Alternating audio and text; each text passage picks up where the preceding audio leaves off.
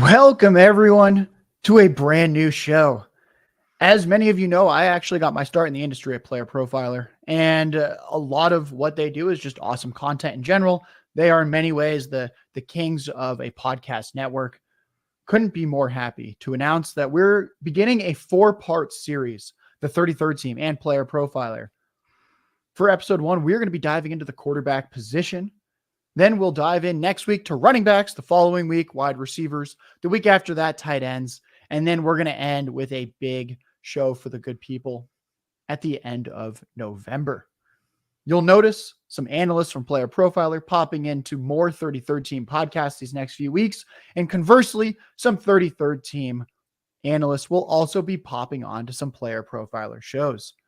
Without further ado, let me introduce Theo Gremminger, the podcast director at the 33rd Team, respected analyst, respected high-stakes player. He is the OG fantasy on Twitter.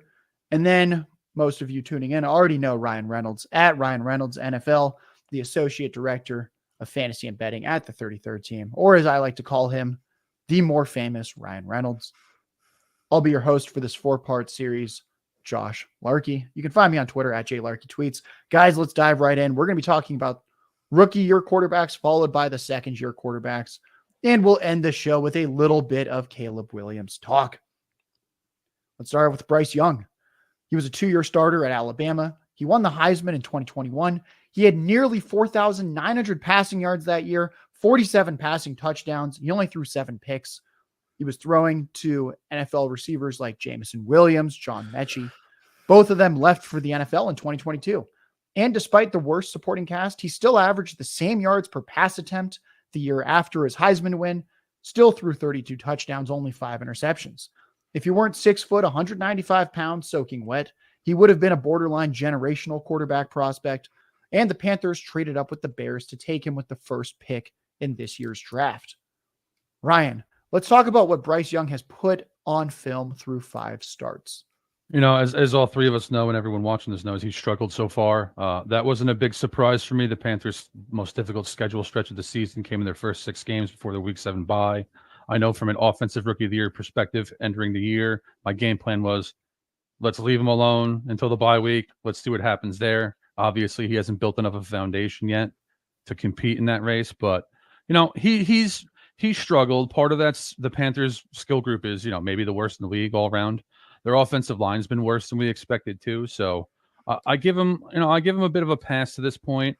But my bigger concern is he's already missed a game, and like you said, he's on the smaller side in terms of NFL quarterbacks, but has potential as a play extender. My favorite thing about him sometimes is that he has some good sleight of hand, and he makes some good decisions. And by sleight of hand, I mean ball fakes, looking receivers off. I've seen some positives in that regard, but you know, I'm hoping that over the next few weeks they have the Texans, the Colts, and the Bears, that we see more from them than we have.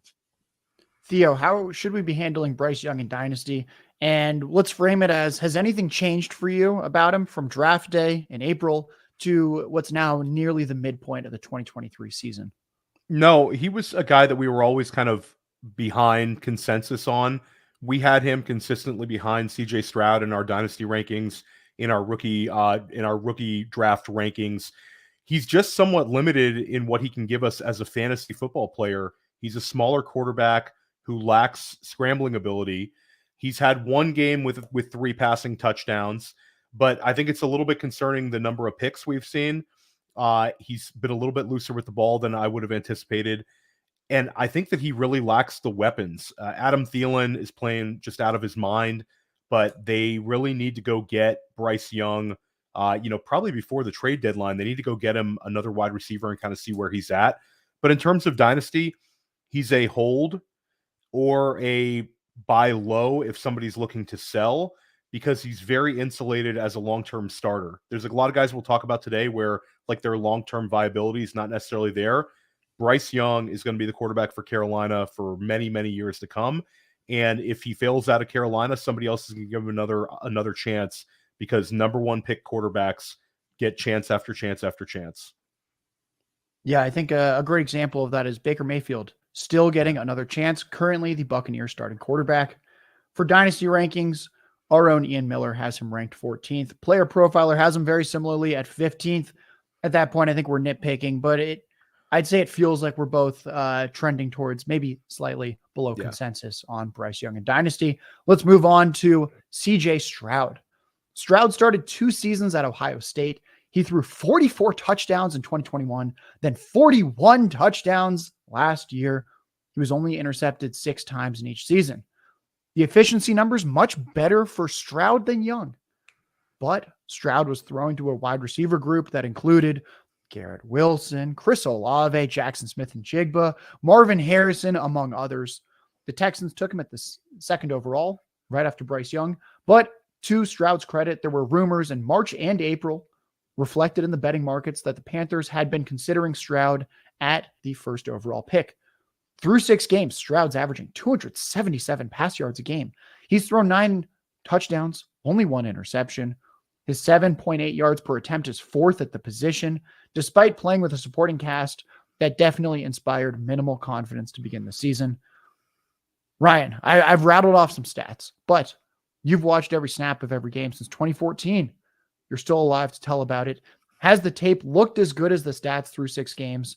And has your playstyle comp changed for him since draft day? Well, that's a great question, Josh. I compared him to Dak Prescott. And I think I was waiting to see more of that towards the end of the season. The fact that we're seeing that right now is, a pleasant surprise for Texans fans for sure. He's been extremely efficient, like you said. He's had 2 big spike games. My biggest concern here, the biggest compliment that'll give Stroud is he did a lot of this behind a Texans offensive line that was missing 2 or 3 starters, in one game 4 against some pretty good pass rushes. So him playing this well this early, I mean, we're looking at maybe a top 10 quarterback in the league long term. And, he's even ran a little bit more than I thought too. So that's obviously a positive for fantasy. Theo, talk to me about Stroud's streaming appeal for fantasy this year. And then if we look many years out in the future for dynasty managers, is it an overreaction if we just start aggressively moving Stroud up the rankings with each passing game? No, I don't think that that's any sort of bad process. I think that he's the real deal. When we talked about his fantasy ceiling this past offseason, he was a guy that I thought would be like a Kirk Cousins, a guy who would give us some fantasy production, but not really break the roof off. I think he's actually closer to a Joe Burrow level talent. And I like Ryan's Dak Prescott, comparison as well. That sort of guy that, having a top 5 quarterback season or seasons is in the realm of possibilities for him. I mean, bottom line, I think CJ Stroud is a stud. And I think that the system that they have for him, constantly putting 3 wide receivers out on the field with him, has been really beneficial to his game. But he doesn't get sacked and he doesn't throw interceptions. So he's able to see the field so well, like a real veteran presence to him, despite being a younger rookie quarterback. It's such a big L for people who actually care about things like the S2 test. The whole company should go out of business, if you ask me, based on how CJ Stroud is looking. The guy reads an NFL defense as well as better than half the quarterbacks out there. And now we see the bye week for him. I wonder if they're going to try to mix things up and get even a little bit more aggressive. It's a perfect week to do so. I think Houston could put some points on the board against Carolina this week. I'd agree as well. Reminder, Player Profiler had CJ Stroud ahead of Bryce Young. We had them in the same tier. We actually had Young a click ahead of Stroud like most. And like most, it looks through 7 weeks like we are incorrect. Stroud definitively the better dynasty asset at this point. We have him at quarterback 8. Player Profiler has him at quarterback 11. Though if you look at actual tiers and the lifetime value system that Player Profiler does so well, you'll see that we're actually both quite bullish on CJ Stroud relative to most other dynasty quarterbacks. Also, speaking of Player Profiler, their all-in package has been reduced to $85 rest of season.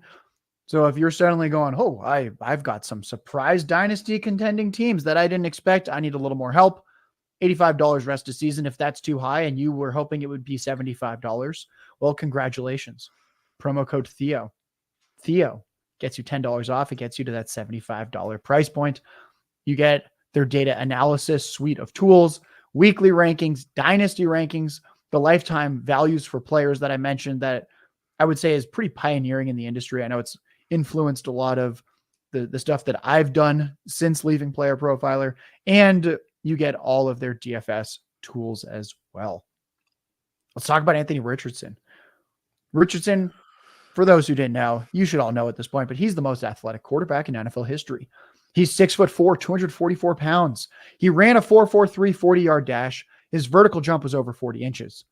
Put another way, Richardson's combine metrics were similar or better than Christian McCaffrey across the board, even though Richardson is 40 pounds heavier. He only started 1 year at Florida, and it was definitely a mixed bag as a passer. He had 2,500 passing yards. He had 17 touchdowns, but he threw at 9 picks. That's not a very good ratio. Though I will say the supporting cast at Florida was so much worse than what CJ Stroud had, so much worse than what Bryce Young had. Richardson also contributed 650 rushing yards and 9 rushing touchdowns last year in his lone season as a college starter as well. In the NFL, it's been a tiny sample. He's appeared in 4 games, but 2 of them he left before halftime due to injury. I'd say that what we saw was a better passer than someone like myself anticipated. And as a runner, he reached 10 carries in both of his full games. He'll now be missing the rest of the season, undergoing shoulder surgery. Ryan, what did you see from Richardson and what we'll say amounted to a little bit under 3 full games? And do you think he's going to have to modify the way that he plays football at the NFL level to stay healthier next year? I'll answer that second question first. Yes. I mean, all NFL quarterbacks that run need to take less contact. Josh Allen's pretty much the only guy that can, take on hits from linebackers like they're nothing.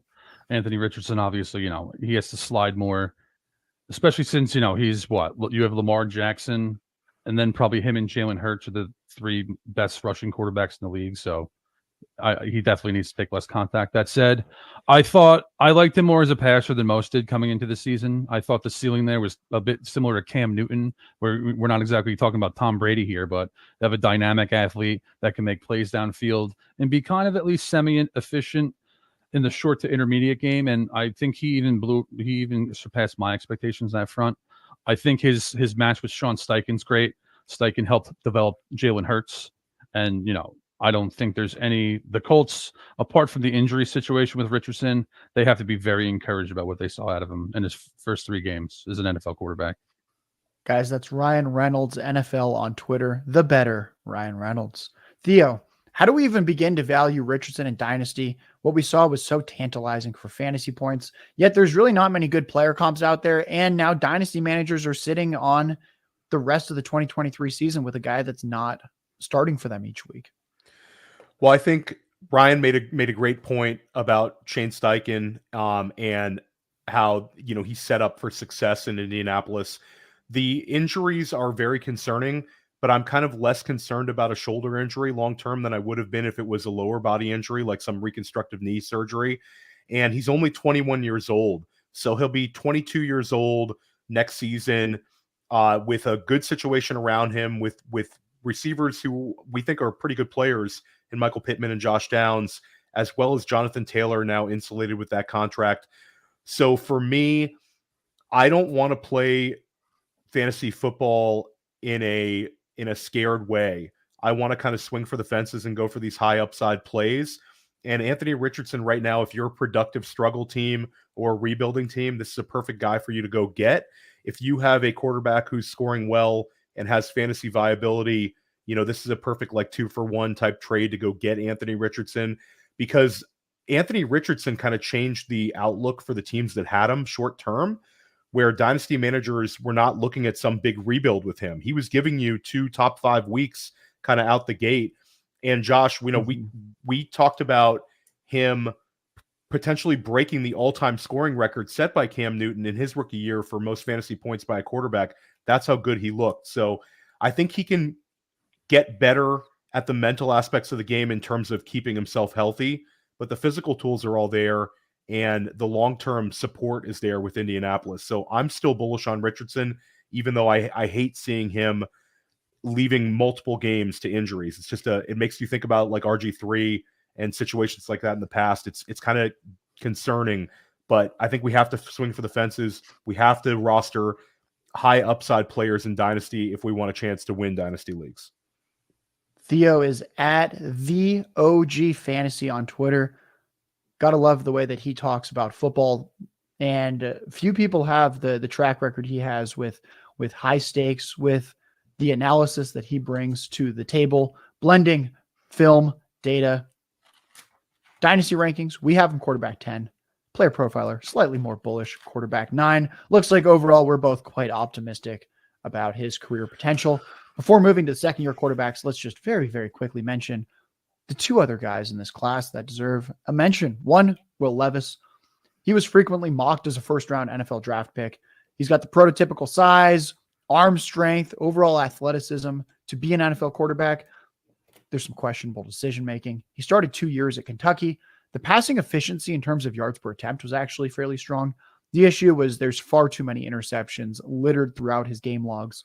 The Titans took him at pick 33 early in the second round of this recent NFL draft. He'll be starting his first NFL game this Sunday. Good timing on the podcast. It's a home game. They'll face the Falcons. Ryan, talk to me about what to expect from his first NFL start and what should we be looking for from him in this game plan in his first game. I've never been a big Will Levis guy. I'll say two things positive about him, though. Mike Vrabel's a very good football coach, and Will Levis eating a rotten banana almost seemed like a call for help for Mike Vrabel. Like, please come draft me. I'm your kind of guy. I fit with the Tennessee Titans. That said, watching this guy start his first NFL game behind, what were maybe the worst offensive line in the league is concerning. Atlanta's actually given up the 9th fewest points per game, too, this year, so they're facing a real defense this week. So, thankfully, he's starting over Malik Willis, because that was a little alarming itself, gentlemen, that the Titans thought so little of him 2 weeks ago that they actually went to Willis before Levis when Ryan Tannehill got hurt. So glad they're pivoting there. Just at least like flashes, consistency would be lovely. I don't think we should count on that, but at least flashes that he can be an NFL passer is what I'm looking for this week. Yeah, I know that I'll have to move DeAndre Hopkins up my weekly fantasy rankings. Malik Willis yet to reach 100 passing yards in a game as an NFL quarterback. Will Levis, I think we can definitively say that outside of injury, he should top 100 passing yards on Sunday. Theo, quarterbacks like Will Levis, they're notoriously hard to value in Dynasty. I'd say that given the second round draft capital in his profile, he's likely just a 0 long-term. But the tools, as I mentioned before, they're in place for some kind of productive fantasy asset if he gets real opportunities. Talk me through how we balance these two factors and how Player Profiler's lifetime value is going to reflect that. Yeah, so Levis is an interesting one because he's got a big arm. I'll say that about him. Like he definitely has a big arm. And from a fantasy perspective, you mentioned DeAndre Hopkins. Maybe he has tunnel vision, which sometimes we get, like these rookie quarterbacks in their first game. They'll fixate on their alpha target. So we could get like a sneaky DeAndre Hopkins game. But you bring up the turnovers and you bring up the second round draft capital. There hasn't been a whole lot of hits from second round quarterbacks. Like Jalen Hurts is the big standout, like outlier here. But kind of chasing it's not a great bet historically when these guys fall to that range. And I don't know. To me, I see him as like a replacement level talent. And Tennessee, the wheels could completely fall out from under them. They're already starting to trade guys. So they might have exposure to a couple quarterbacks in this class. And Levis's window will close very quickly if they take a quarterback in the first round this year, which I think would absolutely be in the realm of possibilities. So we're not that high on him. And I'm not that high on him. I just think that this is, like Ryan said, I think this is a game where you stream the Falcons defense, expect to see Vrabel is going to protect him as much as possible in the game plan. You're going to see a lot of the big dog, maybe a little bit more Tyjae Spears, and a very limited target tree to keep things simple for him. Yeah, Theo, you bring up a good point there. He's going to have to play really, really well in Tannehill's absence because the Titans right now look like one of the worst NFL teams, and there's some very, very good college quarterbacks in the upcoming class. Before we hit the second-year guys, Hendon Hooker, we'll mention him. 5-year college player, started 2 years at Virginia Tech, started 2 years at Tennessee. Those final 2 years at Tennessee were promising, finally put it together as a passer. He averaged 3,000 passing yards per season in those 2 years, a total of 58 passing touchdowns to only 5 interceptions in that 2-year span. Decent size, prolific college runner, over 2,000 rushing yards, 25 rushing touchdowns during those 4 years as a starter. But the bad, tore his ACL 11 months ago. He's already 25 years old. He turns 26 in January. And the Lions took him in the 3rd round of the NFL draft this year. Ryan, do you have any hope for a player like this at the NFL level? Or should we simply just begin to move on to these second-year quarterbacks? I think he's an interesting dart throw because of his landing spot. Especially coming off the injury, him sitting in Detroit, he'll probably never benefit from Ben Johnson. I imagine he's going to be a head coach next year. But premium offensive line. Amon-Ra St. Brown, our guy Amon-Ra St. Brown, Josh. Jameson Williams, Sam Laporta, Jahmyr Gibbs. That's a pretty good young supporting cast if he gets an opportunity to play. But obviously Detroit's probably going to extend Jared Goff at this point, I think. That's certainly what it seems like. Theo, let's talk about Hooker and Dynasty. You think he's a trade throw-in? Are you just staying away? Is this just insurance if you have Jared Goff on your Dynasty team and this is like a spot starter due to injury? Where should we think about Mr. Hooker? I'd like to clarify that Amon-Ra St. Brown is all of our guys. Guys, we're claiming him too at Player Profiler, not just 33rd team. That's fair.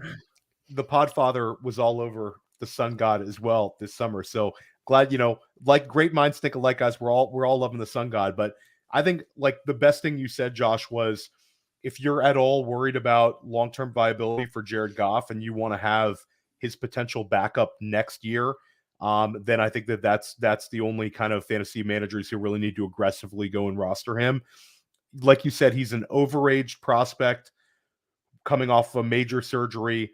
The Lions this offseason said they don't expect him to play for a very long time. So there's sort of like a cryptic nature for that. So again, Jared Goff, I think, is the kind of guy where people want him to be this replacement guy, but he keeps outplaying that and he keeps winning games. So he's winning games. He's also being pretty productive. So it's sort of like an Alex Smith situation where a great quarterback could come along and take Jared Goff's job. But I don't think they're just going to make a change just to make a change with a guy like Hendon Hooker. I think Goff is pretty safe right now as a dynasty asset and as the Detroit Lions starting QB, especially with them, potentially winning double-digit games, making the playoffs, and probably winning a playoff game based on how they're looking. Amon-Ra St. Brown was a consensus second-round pick in fantasy drafts this year. The 33rd team, Player Profiler, both had him in the first round. I think he's going to have a big second half of this season. For the 33rd team, my fantasy rankings hit the site yesterday. They're free to view. So did Ryan's power rankings. My rest of season rankings and trade value chart. You get that nice downloadable color-coded PDF like last week. Those will be out later this afternoon. I will finish those up after the show and send them off to the editing team. Let's talk some second-year quarterbacks, guys. Kenny Pickett. He started 4 years at Pitt.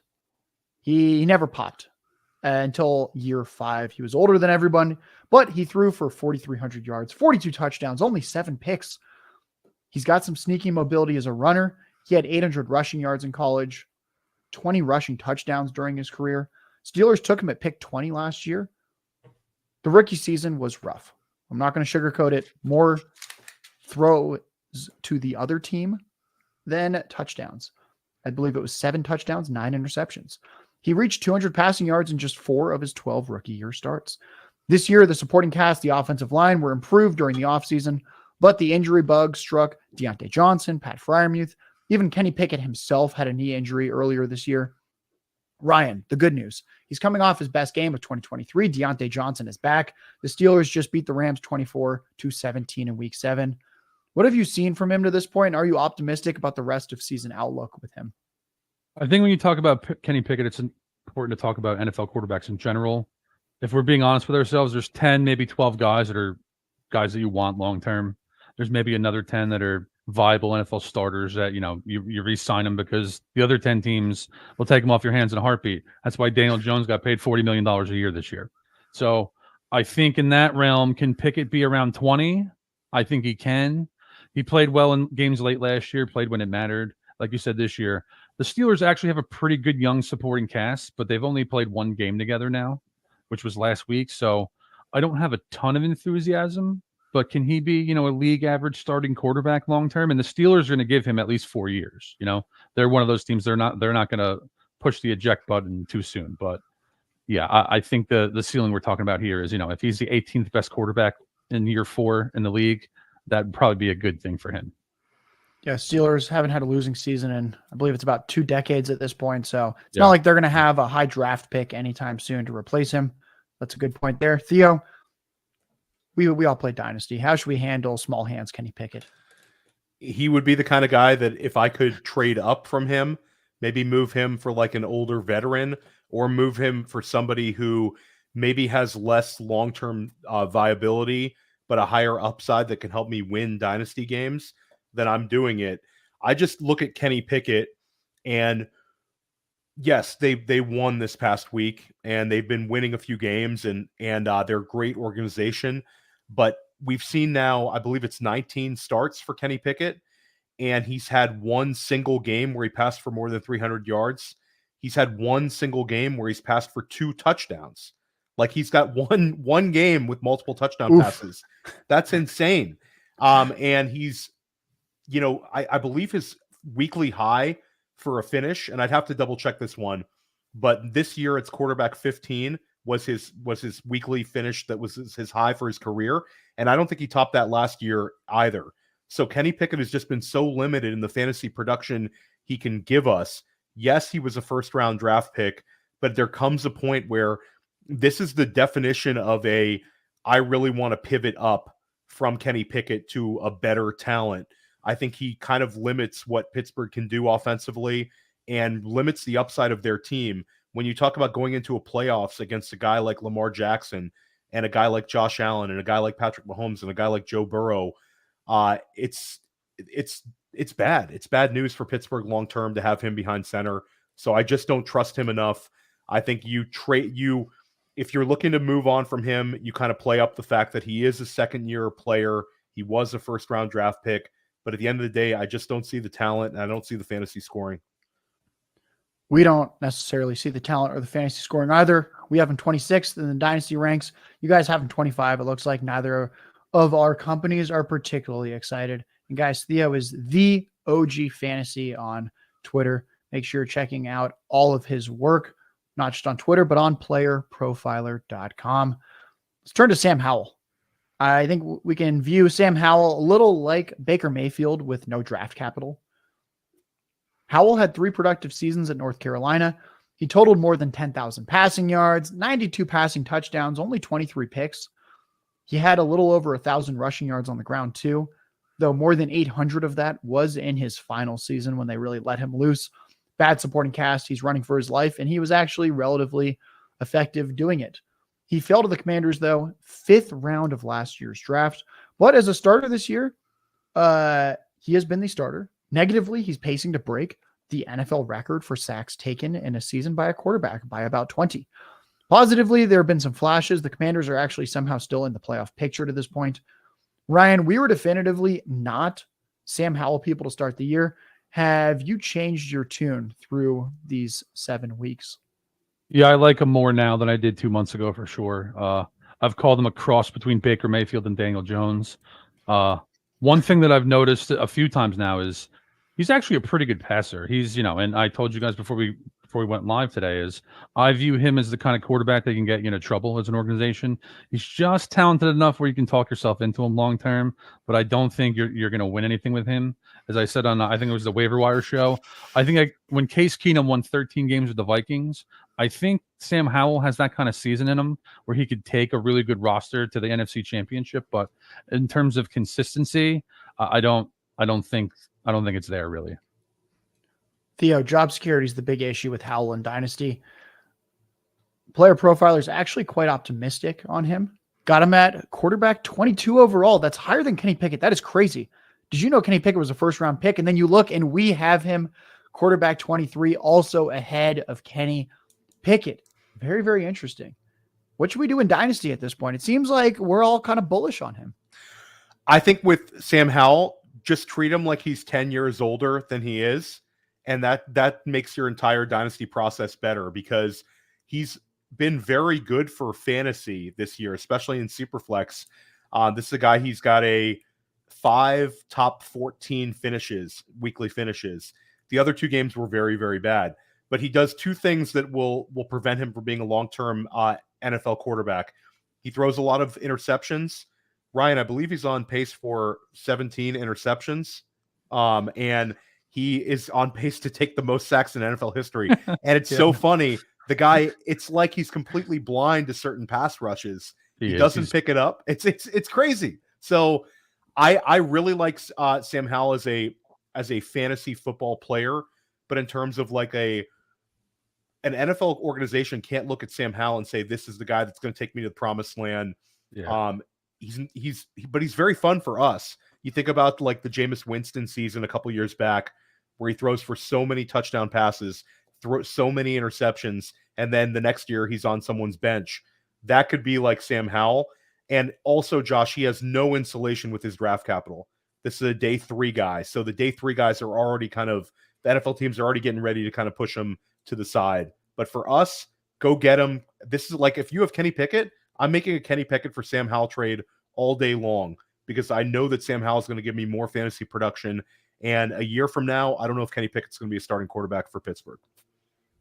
Smart stuff on both ends. Ryan, I really like the Case Keenum comparison. And then Theo, on your end, I love the way that you framed just add 10 years to his age, and now you can properly value him in Dynasty. Speaking of Theo and Player Profiler, Ryan will be on First Class Fantasy tomorrow. That is the show that Theo and Billy Muzio host. So check that out in the Player Profiler podcast feeds. Check it out on their YouTube. I will be on The Game Plan with Matty Kiwoom this Saturday for Player Profiler. We're going to try and help you win your fantasy leagues this year. In general, there's no company out there that has more free podcast, YouTube content than Player Profiler. Their media is all free. And we will have the running back, the wide receiver, and the tight end versions of this podcast out in the next 3 weeks. Gents, let's turn to Desmond Ridder. 4-year starter at Cincinnati. 3-to-1 touchdown to interception ratio across those 4 seasons in college. That's very good.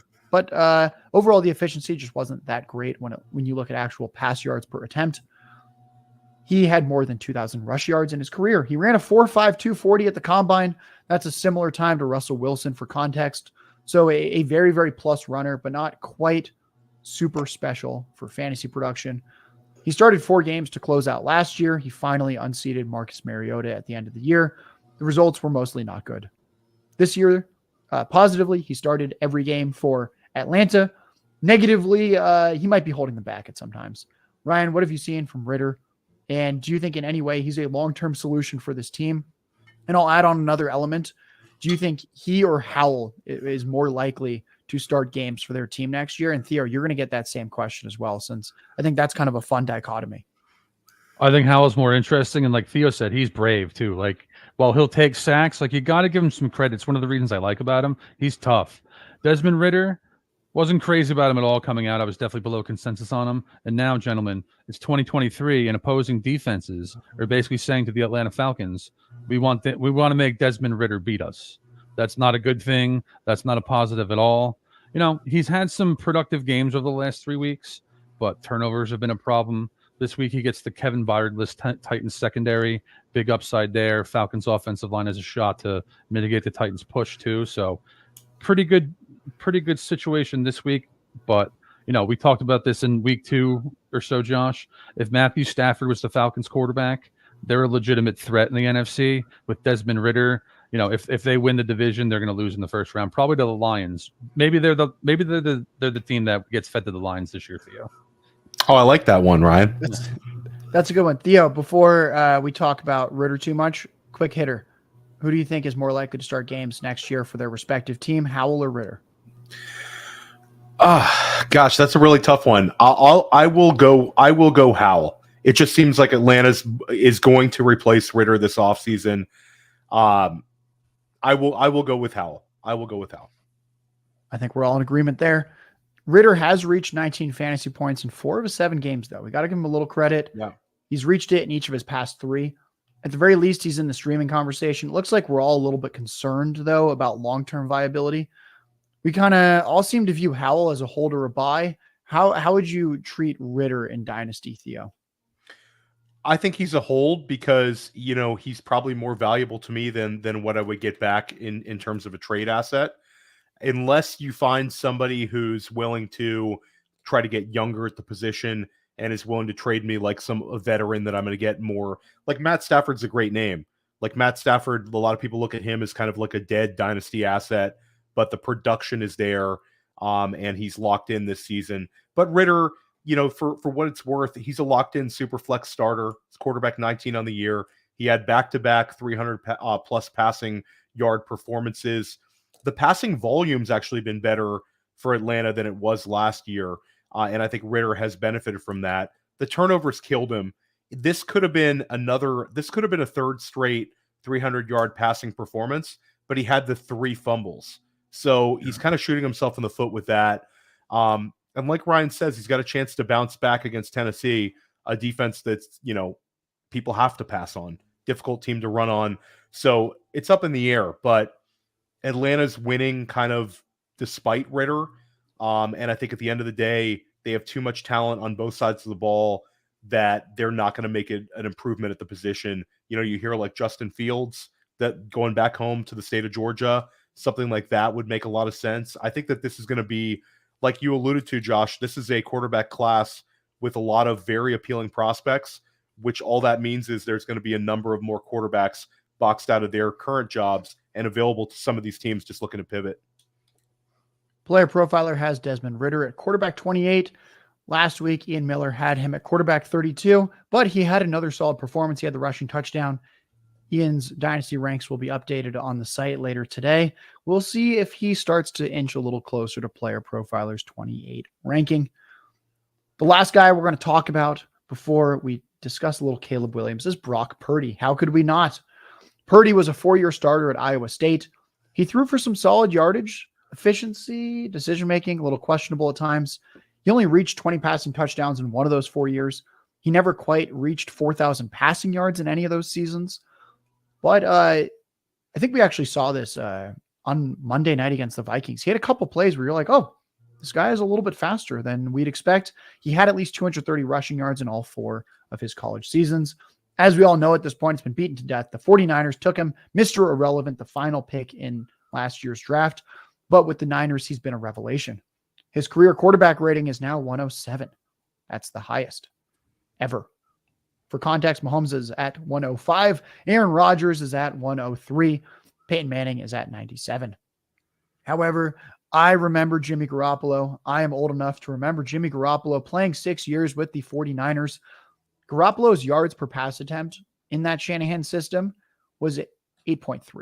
That is actually higher than Mahomes' career average. So, Ryan, how should we be balancing the scheme with what Purdy has done through his 12 regular season NFL starts? Yeah, I mean, they've been better with Purdy than Garoppolo, so I think I can say Purdy's better than Garoppolo. I'll just come out and say that. But this is how I'd frame it. I've said this to you, Josh. Pressure management is a silent killer for NFL quarterbacks long term. Entering the season, that was my biggest concern with Purdy. And after the Steelers game in Week 1, I stuck the 49ers at the top spot in my power rankings after that for weeks and weeks until they lost 2 games. Because Purdy is actually is rock solid in pressure management. That's the best thing I have to say about him. Quick processor, throws good intermediate crosses, good in the short to intermediate game. Not a great thrower downfield, I'd say, but he's good. I think where we both have him ranked is where he belongs in terms of both NFL prospects and fantasy prospects. That said, gentlemen, if Brock Purdy was playing behind the injured Giants offensive line right now, the Giants offense wouldn't function with Purdy either. So we definitely have to take scheme into account here. Guys, no one talks about football the way Ryan does. Love to hear it. Make sure you're following him at Ryan Reynolds NFL on Twitter. Check out his work on the 33rdteam.com. Theo, this is another really tough dynasty eval. Like what Ryan said, there's the scheme, but also the fantasy production has been there at times. The efficiency has been incredible. So for dynasty, where do you see him 2 years from now? I honestly see him as the starting quarterback for the San Francisco 49ers, unless we get some sort of incredible flame out in the playoffs. That's kind of the X factor, is the fantasy playoffs, because San Francisco is going to be in a position this year. Certainly the lost a minute. If we had this conversation like 2 weeks ago, we'd all be like just a little bit more bullish. The Minnesota game was not great, but I think, missing Trent Williams, missing Deebo Samuel, you get a big asterisk there. But Brock Purdy's had 4 QB1 weeks this season. This is a player that affords San Francisco the luxury of having a quarterback on a rookie contract. And I don't think they're ever going to have to give him as big of a contract as some of these other quarterbacks as well. I think there'll be a little bit of a discount with him unless he goes out and wins a Super Bowl. So I'm into Brock Purdy. I think Brock Purdy is a dynasty buy, not a dynasty sell. I don't think the market has kind of caught up with kind of what he is. He has fantasy production. He has the coaching staff loving him. This is a Shanahan guy. Mentioned Jimmy Garoppolo, Trey Lance. They move on from those guys. This is a Brock Purdy show. We love the quality of the weapons around him and the organization. So I'm big into Brock Purdy. I think he's a long-term solution at quarterback for San Francisco. And I think if you can get him as a quarterback 2 for your Superflex Dynasty teams, you're looking great. That's just exactly the kind of guy you want there. I think he's going to finish as a QB1 this season and for many years to come. The OG Fantasy on Twitter. Theo, I love what you said about the contract in particular, because yes, these next few years, he will be set up for success because he's not just a rookie contract quarterback, but the last pick in the NFL draft rookie contract quarterback. We currently have him quarterback 16 in Dynasty. Player Profiler a little more excited at quarterback 14. I think I might lean with Player Profiler on this one. I think he's got some long-term viability. And I think he's going to be surrounded by some pretty good weapons for these next few years. Billy Muzio wants him to be like quarterback 9, Josh. There's a lot of internal pressure to get him up from Billy Muzio. That's the 49ers fan in Muzio a little bit, but loves him. Yeah, anyone that has like a custom Deebo Samuel painting or whatever the heck he has in his basement, I'm going to go ahead and say there's maybe just a sliver of bias there. Ryan, maybe you can hash that out with Theo and Billy tomorrow on First Class Fantasy. Speaking of Ryan, his expert picks and predictions for every game will be on the 33rdteam.com tomorrow. Join our Discord. It's linked in all our articles on the 33rdteam.com. It's linked in Ryan's Twitter at Ryan Reynolds NFL. It's linked in my Twitter at JLarky Tweets and the Player Profiler Discord. Join that one too. They're both free. Player Profiler's Discord is prominently linked in the Roto Underworld Twitter account. And one last note, we are going to have the one, the only, the Podfather on an upcoming podcast very shortly, so be on the lookout for that. Ryan, Theo, we made it. We hit the first year. We hit the second year quarterbacks. Let's talk about the golden boy of next year, Caleb Williams. Theo, which team do you want him to go to? I'll say like kind of an unpopular team here is I would love to see Caleb Williams end up being a New England Patriot. This is a ugly offense. This is the second lowest scoring team in the entire NFL right now. There's a lot of talk about how Bill Belichick's done. This is his last year. They're going to move on. I would love to see Caleb Williams come back and just rescue that ship, the sinking ship, and have them play beautiful offensive football and kind of resuscitate Bill Belichick. I think that would be just a fantastic storyline. And I'm probably the only one that will say New England if you ask like 20 people. I like that answer. Ryan, I feel like an impression is coming, which I'm excited about. Theo has not heard this yet. He's going to enjoy this one as well. Where do you think Caleb Williams ends up? Chicago Bears. The Bears. The good people of Chicago deserve a quarterback like Caleb Williams. He might walk right in and be the best quarterback in the history of the franchise. No respect to Jim McMahon there, obviously. Kidding a little bit there. Got a lot to prove still. But, this is what I'll say to you, gentlemen. When I watched Patrick Mahomes coming out of college, I loved the landing spot because he was excellent out of structure, and Andy Reid was going to help him in structure. It was a perfect marriage. Patrick Mahomes is, if you told me right now, guys, that you think he's the best quarterback of all time, I wouldn't give you a ton of pushback. Wouldn't be my answer, but I wouldn't give you a ton of pushback. I don't want to compare Caleb Williams to Patrick Mahomes because I think at this point that's ridiculous. That said, he's excellent out of structure, could be better in structure. What I want for the Chicago Bears is steal Ben Johnson from the Lions, give him Caleb Williams, DJ Moore, Darnell Mooney, solid running game. Say let's get the Chicago Bears to be a perennial contender. That's another fun one right there. I'm sure there's going to be some pushback about Justin Fields as the answer And I think I would side pretty firmly with you on that one. Guys, before I provide my landing spot that I would like, my dream landing spot, remember, Theo is the OG Fantasy on Twitter. Check him out on playerprofiler.com. Check out all of the Player Profiler podcast content, media content, promo code Theo. Get that all-in package for $75 rest of season. Ryan is Ryan Reynolds NFL on Twitter. All his work is on the33rdteam.com. Now, when I look at Caleb Williams, I would love to see him paired with one of the best receiving trios in the NFL. I'm looking at a team that's got 2 stud wide receivers, including maybe the best receiver in the game right now, along with one of the NFL's best tight ends. I would love Caleb Williams to play in a dome for at least half of his NFL games. I think any team he goes to becomes legitimate contenders for the next decade at least. And I would like to see him on the now analytically driven Minnesota Vikings.